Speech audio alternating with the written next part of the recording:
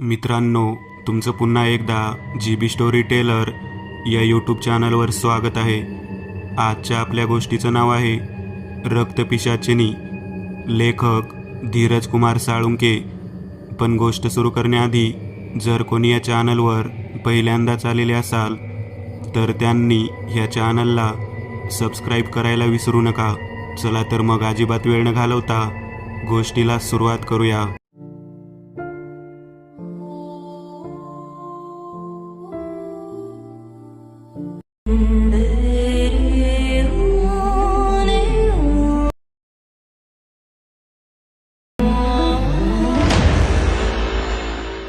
साठ वर्षांपूर्वी अमावस्येची काळी रात्र होती.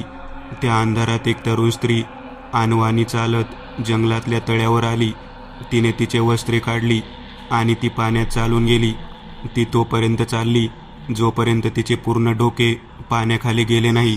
तिने तिचा श्वास पाण्याखाली रोखून ठेवला आणि काही वेळात वर आली. तिने त्या तळ्याच्या पाण्यात आंघोळ केली आणि ओल्या शरीराने पाण्याबाहेर आली. ती वस्त्र न घालता जंगलात चालत निघाली. चेहऱ्यावर कसलेही भाव नव्हते.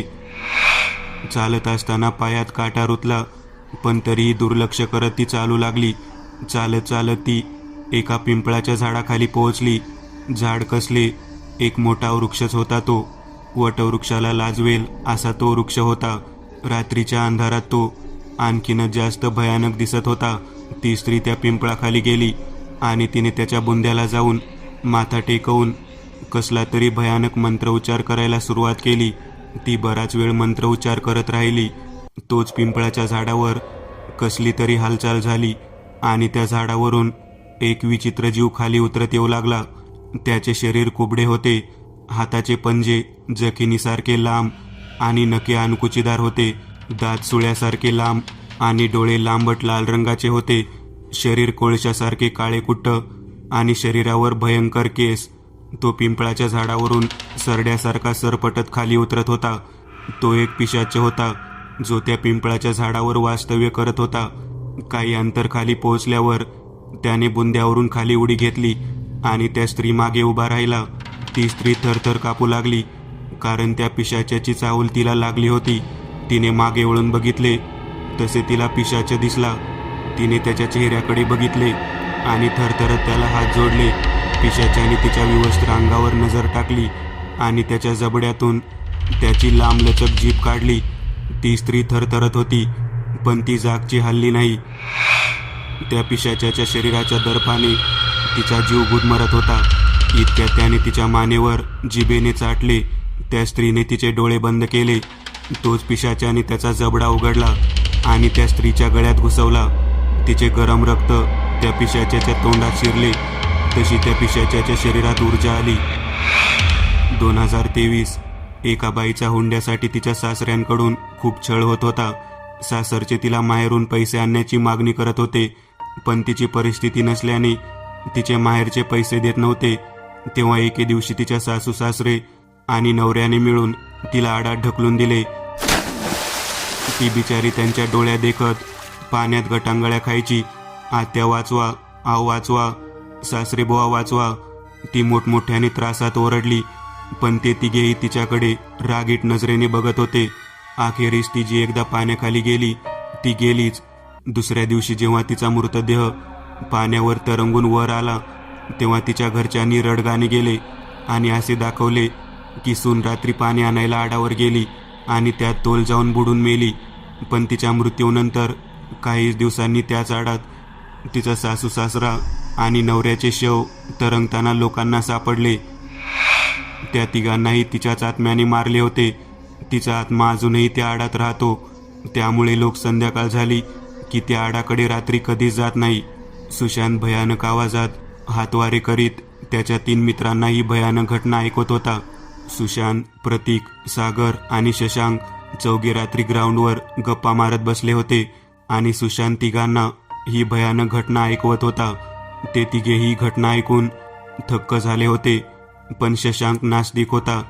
तो ना देवावर विश्वास ठेवायचा ना भूतांवर.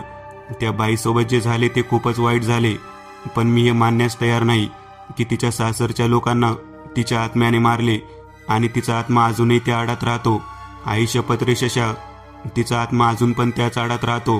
रात्री जर कोणी त्या आडाकडे गेला तर त्याला तिच्या आत्म्याचा आवाज येतो. ती म्हणते, आत्या मला वाचवा, सासरेबुवा वाचवा, आहो मला वाचवा. सुशांत स्पष्टीकरण देत बोलला, तू स्वतः तिचा आवाज ऐकलाय का? नाही, पण लोक म्हणतात. लोक तर काहीही म्हणतात, त्याचं काय ऐकायचंय? हे भूतबीत आत्माबित्मा काही नसते. नाही रे शशा, भूता असतात. आमच्या गावात पण काही आत्मा गावाबाहेरच्या आडात राहतात. लोक दिवसाही त्या आडाकडे भटकत नाहीत. त्या आडात प्रत्येक प्रकारचे आत्मा राहतात. लोक असे म्हणतात की भटके आत्मा अशाच पडीक आडात वास्तव्य करतात. प्रतीक शशांकला म्हणाला, बरोबर आहे शशा, मी पण एका जागेविषयी ऐकलंय. त्या जागेला भूताटकीची टेकडी म्हणतात. त्या टेकडीवर एक आड आहे. म्हणतात त्या आडात आत्म्याचे वास्तव्य आहे. त्यात आत्म्याचे वास्तव्य तेव्हा सुरू झाले जेव्हा एक म्हातारा माणूस त्या आडात पडला आणि त्याचा मृत्यू झाला. असे म्हणतात तो म्हातारा त्याच्या मुलास आणि सुनेस जड झाला होता. त्याच्याकडे ते कसलेही लक्ष देत नव्हते, म्हणून म्हाताऱ्याने त्यात जीव दिला. आता हे माहीत नाही की त्या म्हाताऱ्याने जीव दिला की त्याच्या मुलाने किंवा सुनेने त्याला ढकलून मारले, पण त्याच्या मृत्यूनंतर त्याची आत्मा त्याच आडात वास्तव्यास आहे. लोक त्या आडाकडे भटकण्यासही घाबरतात. आणि आता ती टेकडी सुनसान आहे. त्या टेकडीवर जंगल आहे आणि ती टेकडी निर्जन आहे. ट्रेकर्सही तिकडे जाण्यास घाबरतात, कारण त्या आडात टेकडीवर ट्रेकिंगला गेलेले 2-4 ट्रेकर्सही बुडून मेले, असे काही जण म्हणतात. इतका वेळ शांत असलेला सागर शशांकला म्हणाला, होय, आणि कुठे आहे ही भुताटकीची टेकडी? शशांकने सागरला विचारले. आपल्या शहरापासून 70-80 किलोमीटर पडेल. असे म्हणतात तांत्रिक त्या आडामध्ये पकडलेले आत्मा आणून सोडतात. त्यामुळे त्या आडात न जाणे कितीतरी आत्मा बंद आहेत. ती जागा निर्जन आहे, म्हणून तांत्रिक त्याच आडाला महत्त्व देतात. शिवाय त्या टेकडीच्या 10 किलोमीटर आसपास एकही गाव नाही, त्यामुळे तांत्रिक तोच आड निवडतात. सागर शशांकला म्हणाला, होय, चला मग आपण पण जाऊ तो आड आणि त्यात राहणारे आत्मा बघायला. अरे काही वेळ आहेस काय? एवढ्या लवकर मरायचं आहे काय? माझं अजून लग्नही झालं नाहीये, सुशांत म्हणाला. मग काय तर, सागर आणि प्रतीक म्हणाले. किती भोळे आहात रे तुम्ही. या सर्व गोष्टी अफवा आहेत. भूतबीत असलं काही नसतं. वाटल्यास चला माझ्यासोबत, सगळे सत्य तुमच्या समोर येईल. शशांक सर्वांवर हसत म्हणाला, नको बाबा, आम्हाला जगायचं आहे. सागर म्हणाला, अरे तू थोडी तिथं जाऊन मरशील. कितीतरी जागेवर लोक असे दावा करतात की तिथे आत्म्यांचा वास आहे, पण जेव्हा लोक तिथे प्रत्यक्षात जातात तेव्हा त्यांना तिथे काहीच आढळत नाही. ही जागाही अशीच आहे. आपण एका रात्री त्या टेकडीवर जाऊ, तो आड बघू, म्हणजे तुमचा अंधविश्वास दूर होईल. नको नको, सर्वजण म्हणाले. बरं ते कमीत कमी माझ्यासोबत त्या आडापर्यंत तरी चला. मी एकटा त्या आडात बघेल, तुम्ही दूरच राहा. मग तरी आत्मा तुम्हाला काही करणार नाही ना? शशांक सर्वांना म्हणाला. काही वेळ समजूत काढल्यानंतर शशांकने त्या सर्वांना भुताटकीच्या टेकडीवर जाण्यास राजी केले. पण अट अशी होती की ते सर्व आडापासून दूर उभे राहतील आणि एकटा शशांक त्या आडाजवळ जाईल. टेकडीवर जायचा दिवस ठरला आणि ठरलेल्या दिवशी रात्री ते चौघेही निघणार होते की तोच त्यांचा मित्र बद्री त्यांना भेटला. ते जिकडे जात आहेत हे ऐकून त्यालाही टेकडीवर जाण्याचा मोह आवरला नाही. बद्रीही नास्तिक होता, त्यामुळे शशांकच्या फक्त एकाच विचारण्यावर तो टेकडीवर येण्यास राजी झाला आणि ठरल्याप्रमाणे 5ही जण टेकडीखाली येऊन थांबले. ती टेकडी त्रिकोणाकार होती. त्याचे टोक दुरून आकर्षक दिसत होते. लोकांच्या माहितीनुसार तो आडत्या टोकाच्या काहीच अंतराखाली म्हणजे अलीकडे आहे. त्या सर्वांनी हातात विजेऱ्या, काठ्या, कुऱ्हाडी घेतल्या आणि ते टेकडीच्या जंगलात घुसले. ते चालत ती टेकडी चढू लागले. सर्वात पुढे शशांक होता. त्याच्यात भलताच उत्साह होता. त्याला तो आड बघायचा होता आणि लोकांनी ऐकवलेल्या घटना ह्या फक्त अफवा आहेत हे सिद्ध करायचे होते. बद्री शशांकच्या पाठीमागून चालत होता. तो फक्त फिरण्याच्या उद्देशाने त्यांच्यासोबत आला होता, त्यामुळे इकडे तिकडे बघत तो चालत होता. सागर सर्वात शेवटी चालत होता. जंगलात काळोख पसरला होता. जमिनीवर झाडाचा पालापाचोळा पडला होता. रातकिडे किरकिर करत होते. काही पहावे चमचम करत इकडून तिकडे उडत होते.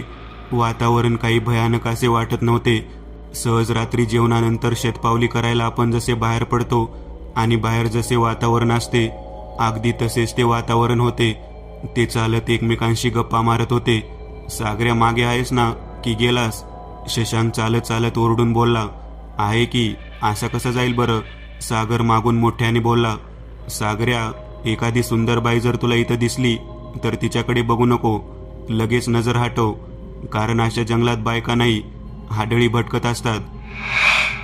त्या पुरुषांना मादक शरीराने आकर्षित करून मोहित करतात आणि मग त्यांचे मांस खाऊन त्यांची भूक भागवतात. शशांकच्या पाठोपाठ चालणारा बद्री मोठ्याने बोलत हसत म्हणाला. पण तू तर भूतांना मानत नाहीस ना? सागर म्हणाला. नाही, पण जे ऐकलंय ते सांगतोय. पण मला माहीत आहे की अशा निर्जन ठिकाणी आपल्याला कोणीच दिसणार नाही, बद्री मोठ्याने म्हणाला. चालत चालत सर्वांनी आता अर्धी टेकडी चढली होती, त्यामुळे ते एका ठिकाणी थांबले. सर्वजणांनी एक एक खडक पकडला आणि त्यावर बसले. सागरही शेवटच्या खडकावर बसला होता. इतक्यात त्याला त्याच्या मागे पाचोळ्यावर चालण्याचा आवाज आला. त्याने मागे वळून विजेरी त्या दिशेने लावली, पण तिकडे कोणीच नव्हते. काही वेळ विश्रांती घेऊन ते पुन्हा टेकडी चढायला उठले आणि ते टेकडी चढू लागले. पण सागरला असे वाटत होते की कोणीतरी त्याच्या पाठीमागे चालत आहे. तो नेहमी वळून बघत असे, पण त्याला कोणी दिसत नव्हते.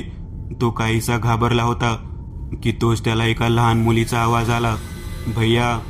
त्याने मागे वळून बघितले तर पाठीमागे कोणीच नव्हते. त्याला वाटले की त्याचा भास असेल, म्हणून तो तसाच चालू लागला. तोच त्याला पुन्हा एकदा मागून एका छोट्या मुलीचा आवाज आला. सागर भैया, मला भूक लागलीये. सागरने मागे वळून बघितले, पण यावेळेसही कोणी नव्हते. जेव्हापासून तो मागच्या ठिकाणी थांबला होता, त्याला असे वाटत होते की त्याचा कोणीतरी पाठलाग करत आहे. तो मागे वळून बघायच्या राड्यात काहीशी पावले मागे राहिला होता, त्यामुळे झपाझप पावले टाकत तो पुढे निघाला. तोच त्याचा डावा हात कोणीतरी पकडला. तो दचकला आणि त्याने हाताकडे बघितले. एक लहान मुलगी, जिच्या डोक्यावर 2 शिंगे होती, ती त्याच्याकडे बघत म्हणाली, भैया मला भूक लागलीये. आणि तिने त्याच्या हाताला चावा घेतला तसा सागर मोठ्याने ओरडला. सर्वांनी घाबरून सागरकडे बघितले तर तो त्याच्या हाताच्या मनगटाला पकडून किंचाळत होता. त्याचे डोळे बंद होते. त्याच्या पुढे चालणारा प्रतीक त्याच्या जवळ गेला. काय झालं सागऱ्या? त्याने विचारले. तोपर्यंत सर्वजण सागरजवळ पोहोचले होते. ती पोरगी, तो इकडे तिकडे त्या लहान मुलीला शोधत घाबरत वेड्यासारखा बोलू लागला. अरे कोणती पोरगी? बद्रीने विचारले. एक पोरगी होती. तिच्या डोक्यावर 2 शिंगे होती. पांढरा शिपट चेहरा होता. काळे भंगार डोळे, सुळ्यासारखे दात. ती मला म्हणाली, भैया मला भूक लागली, आणि तिने माझे मनगट चावले. सागर मोठ्याने घाबरत म्हणाला. हे ऐकून सर्वजण घाबरले. काय? पण कुठे आहे ती पोरगी? बद्री इकडे तिकडे बघत म्हणाला. काय माहीत, पण ती आपण मागे बसलो होतो तिथून माझा पाठलाग करत होती. मला वाटत आहे ती त्या पोरीची आत्मा आहे. आपण लवकर इथून गेलं पाहिजे. तो मोठमोठ्याने वेड्यासारखा बोलू लागला. अरे तुला वेड लागलंय का? कुठं आहे पोरगी? काही पण बरळू नकोस, तुला भास होतोय, बद्री त्याच्यावर ओरडत म्हणाला. सागरचे बोलणे ऐकून प्रतीक आणि सुशांत दोघेही घाबरले होते. घाबरू नको, तू मागे चालत होतास म्हणून तुला घाबरल्यासारखे वाटत आहे. तू 2 नंबरला चाल, मी शेवटला चालतो, बद्री म्हणाला. आणि काही वेळ सागरची समजूत काढून ते सर्वजण पुन्हा टेकडी चालू लागले. टेकडीचे टोक अजून अर्ध्या अंतरावर होते. बद्री शेवटून चालत होता. काय मूर्खपणा आहे राव प्रत्या. मला तर वाटते हा सागऱ्या नाटक करतोय, कारण त्याला शेवटच्या नंबरवर चालायला भीती वाटत होती. बद्री पुढे चालणाऱ्या प्रतीकला म्हणाला. काय माहीत, त्यालाच माहीत खरं काय झालं. तुला सांगतो प्रत्या, लोक म्हणतात रात्री मसनवाट्याकडे जाऊ नये, तिकडे भूत असतात, आत्मा असतात. मी कितीतरी वेळा टेन्शन आल्यावर स्मशानात जाऊन जाऊन दारू पिलो, पण मला कधीच एकही आत्मा दिसली नाही. हे लोक म्हणतात ना, मी रात्री दारू पित होतो, मटण खात होतो आणि भूताने येऊन मला दारू आणि मटण मागितलं. या सगळ्या गप्पा आहेत. आता उद्या मीही तुला नाटक करत हीच गोष्ट सांगितली की तुलाही खरीच वाटणार ना? बद्री प्रतीकला म्हणाला. बरोबर आहे, जास्तीत जास्त करून लोक काही पण बनवून सांगतात, कारण फेकायची एक वेगळीच मजा असते रे. प्रतीक हसत बद्रीला म्हणाला. हो ना, स्मशानात अमावस्येला गेलास का कधी? काही वेळ थांबून प्रतीक बद्रीला म्हणाला, पण बद्रीने काहीच उत्तर दिले नाही. गेला होतास का अमावस्येला स्मशानात? प्रतीकने पुन्हा एकदा विचारले, पण तरीही बद्रीने कसलेच उत्तर दिले नाही.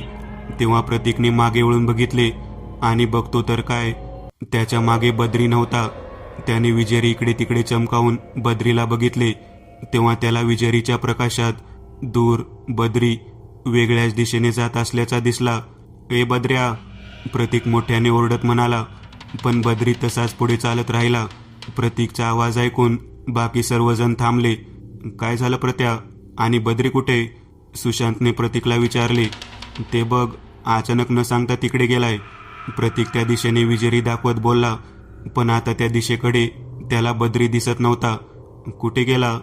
त्याच दिशेने गेलाय बघ, तो सर्वांना म्हणाला. ए बद्र्या, बद्र्या, सर्वजण मोठमोठ्याने आवाज देत म्हणाले. त्या लहान मुलीच्या आत्म्यानं तर त्याला तिकडे नेले नसेल ना? सागर डोळे मोठे करत बोलला.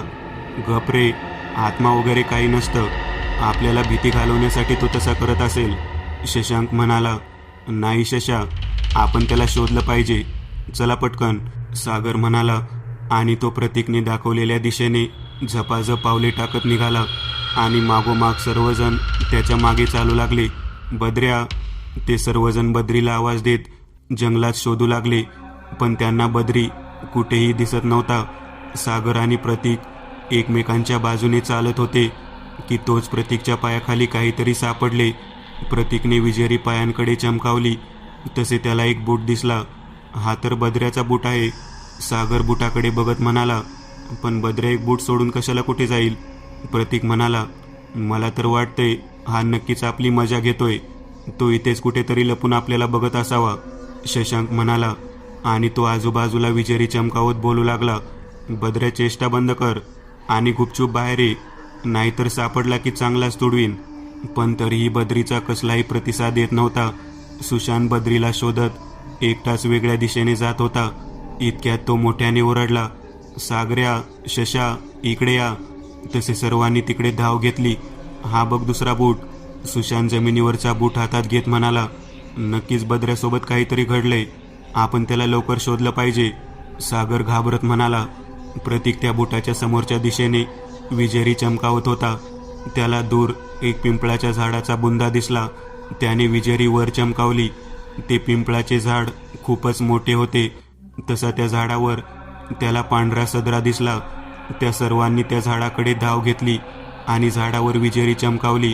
आणि बघतात तर काय, बद्री पिंपळाच्या उंच आडव्या फाट्यावर खाली पाय सोडून बसला होता. तो कसल्या तरी विचारात गडला होता. ए बद्र्या, वर काय करतो? खाली उतर, शशांक त्याच्यावर खेकसून म्हणाला.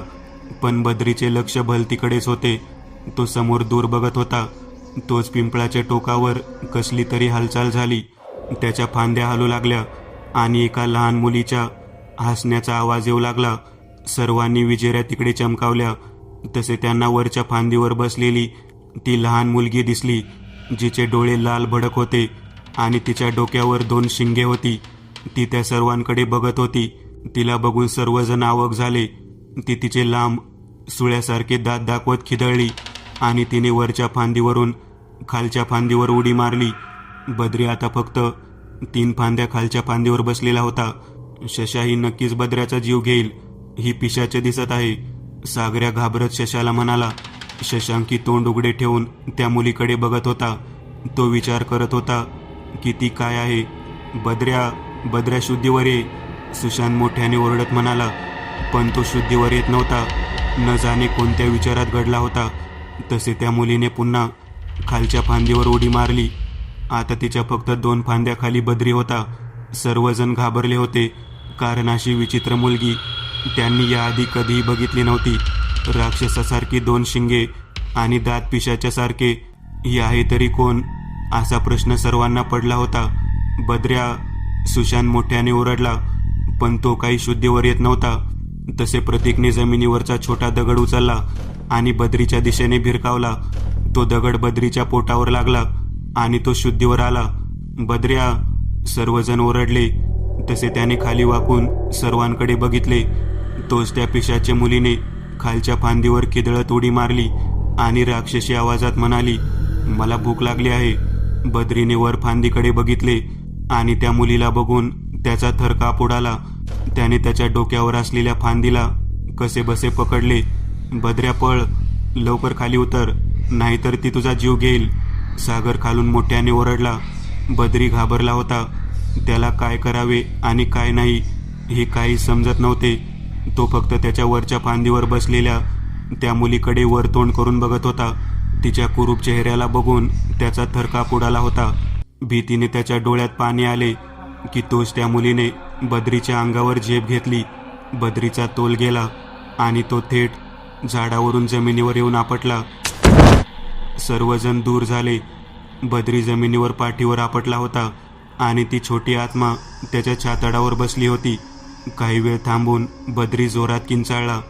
फांदीवरून आपटल्यामुळे त्याच्या शरीराची हाडे मोडली होती. तो त्याचे हातपायही हलवू शकत नव्हता की तोच त्या आत्म्याने तिचा जबडा उघडला आणि गर्जना करत तिचे दात बद्रीच्या गळ्यात घुसवले आणि त्याचे रक्त पिऊ लागली.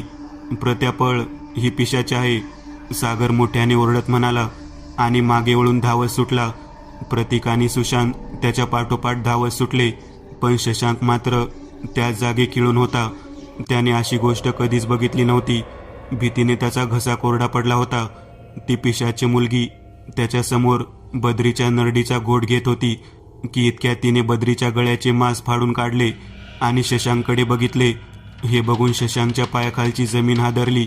तिने तिच्या जबड्यातले बद्रीचे मांस थुंकले आणि जनावरासारखे 4 पायांवर ती शशांकच्या दिशेने धावू लागली. तसा शशांक शुद्धीवर आला आणि त्याने मागे वळून धूम ठोकली. ती छोटी पिशाचे त्याच्या मागावर होती. शशांक जीव मुठीत घेऊन जंगलातून धावत होता की तोच तो खाली पडला. तो तोंडावर चांगलाच आपटला होता. त्याने स्वतःला सावरले आणि पाठीवर पडला की तोच त्या आत्म्याने त्याच्या छातडावर झेप घेतली. तिने शशांकची मान पकडली आणि तिचा जबडा उघडून आकाशाकडे बघून गर्जना केली. शशांक घाबरला. ती आता शशांकच्या नरडीचा घोट घेणारच होती की तो सागरने त्या पिशाच्याच्या डोक्यात कुऱ्हाड घातली. तशी ती निर्जीव झाली. कुऱ्हाड तिच्या डोक्यात फसली होती. सागरने तिच्या शरीराला लाथ मारली आणि ती शशांकच्या अंगावरून बाजूला पडली. शशा, लवकर उठ, ती पुन्हा जिवंत होईल, प्रतीक शशांकला उठवत म्हणाला. शशांक उठला आणि सर्वजण एका दिशेने धावत सुटले, पण सागर त्या पिशाच्याकडे बघत होता. इतक्या सागरने बघितले की त्या पिशाच्या मुलीने तिचे डोके उंचावले आहे. तसे त्याने पुन्हा तिच्या डोक्यात कुऱ्हाडीचा दुसरा फटका मारण्यासाठी कुऱ्हाड हवेत उगारली की तोच ती हाडळ उठली आणि तिने तिची तीक्ष्ण नखे सागरच्या पोटात घुसवली. सागरच्या तोंडातून रक्ताची उलटी झाली आणि तो मोठ्याने किंचाळला. त्याचा आवाज सर्वांनी ऐकला. सागऱ्या, सागऱ्या कुठे? सुशांत म्हणाला. तसे सर्वजण मागे बघू लागले, पण सागर कुठेच दिसत नव्हता. कदाचित तिने सागरचा जीव घेतला आहे, प्रतीक म्हणाला. सुशा, प्रत्या, पळा, नाहीतर तिला आपल्यापर्यंत पोहोचायला वेळ लागणार नाही, शशांक म्हणाला आणि ते पुन्हा धावत सुटले. इकडे त्या पिशाच्या मुलीने सागरच्या पोटातून त्याच्या आतड्या बाहेर खेचून काढल्या. सागरने मान पाडली आणि तो जमिनीवर पडला. त्या मुलीने त्याच्या आतड्या खायला सुरुवात केली आणि दोन्ही हातांनी त्याच्या आतड्या तोंडात ढकलू लागली. इकडे प्रतीक, शशांक आणि सुशांत जंगलातून धावत एका जागेवर थांबले. त्या सर्वांच्या धापा भरल्या होत्या. त्यांना जमिनीवर टेकले. शशांक एका झाडाच्या बुंद्याला टेकून बसला की तोच त्याला असा भास झाला की त्याच्या डाव्या बाजूला कोणीतरी बसले आहे. त्याने घाबरून बाजूला बघितले आणि त्याचा थरकाप उडाला, कारण त्याच्या बाजूला एक मुंडके नसलेले अर्धवट खाल्लेले पुरुषी शव होते. त्याच्या नाकात त्या सडक्या शवाचा उग्र वास गेला आणि तो तेथून किंचाळून उठला. प्रतीक आणि सुशांत त्या शवाकडे बघून घाबरले. ही कोणाची डेड बॉडी आहे? सुशांत म्हणाला. काय माहीत. तोच त्यांना काही अंतरावरून त्या मुलीच्या गर्जनेचा आवाज आला. मला भूक लागलीये, भूक, ती मोठ्याने म्हणाली की तो शशांक धावत सुटला.